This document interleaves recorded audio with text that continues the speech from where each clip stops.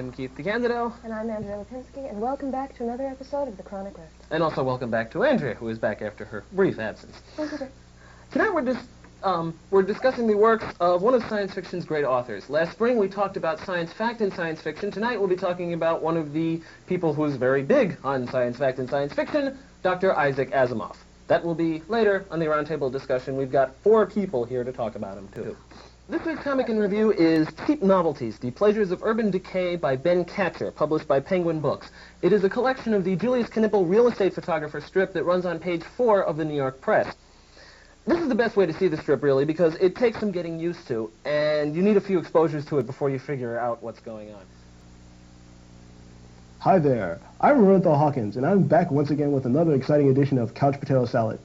The new television season is in full swing, and it's time for me to teach all of you kids what to watch and what not to watch. Me and Keith to discuss this science fiction icon are, on my far right, Charles Ardai, a writer and marketing manager at Davis Publication, publisher of Isaac Asimov's science fiction magazine. Next, Cynthia Manson, the director of marketing at Davis Publication. On the other side of Keith, we have David G. Hartwell, consulting editor at Tor Books, who reviews editor for the New York Review of Science Fiction and the editor of the World Treasury of Science Fiction. And remotely by phone from the Midwest, Martin H. Greenberg, prolific science fiction editor who has worked often with Asimov on, among others, the Great Science Fiction series. Martin, it's very good to have you. The question used to be, when will Asimov start writing foundation novels again? And now the question is, when will he stop? Because they keep coming out and coming out and coming out. He also went back to writing Lige Bailey books and Daniel Loba. One of the interesting things about them is that they're just as compelling as mysteries as they are at science fiction.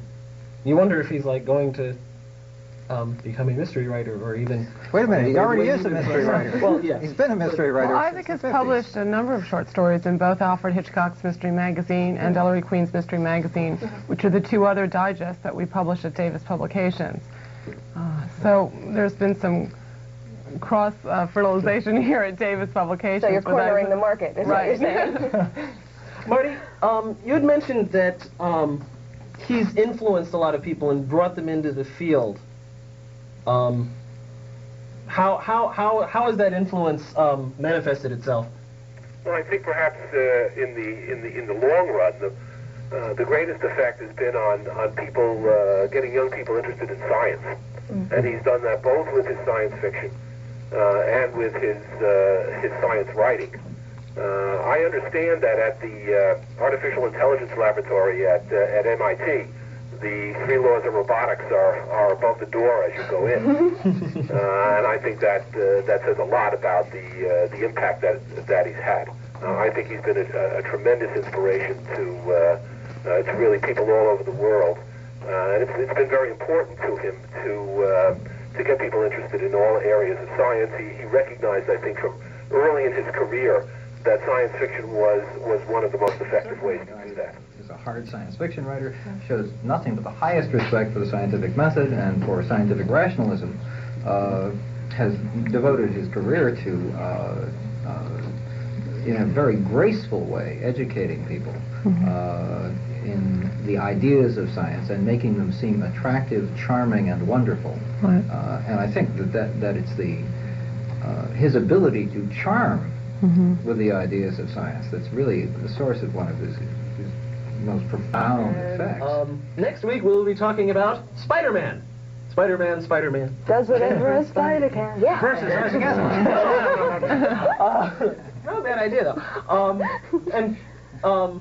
We will see you then. Please feel free to write in with your comments. We love to hear from you, and we will see you next week. Right? Right. Good night. This episode was sponsored in part by Comics Interview, the magazine where both the fans and the pros turn to see who's who and how it's done. Read Comics Interview number 100 and see who the 100 most powerful people in the comics industry are. For a free catalog, write to Comics Interview, 234 Fifth Avenue, Suite 301, New York, 10001. The Omega Zone, a store specializing in comic books and video movie rentals, including science fiction, horror, animation, and cult films you won't find at your local video store. Now at a new location, 258 West 15th Street, between 7th and 8th Avenues in Manhattan.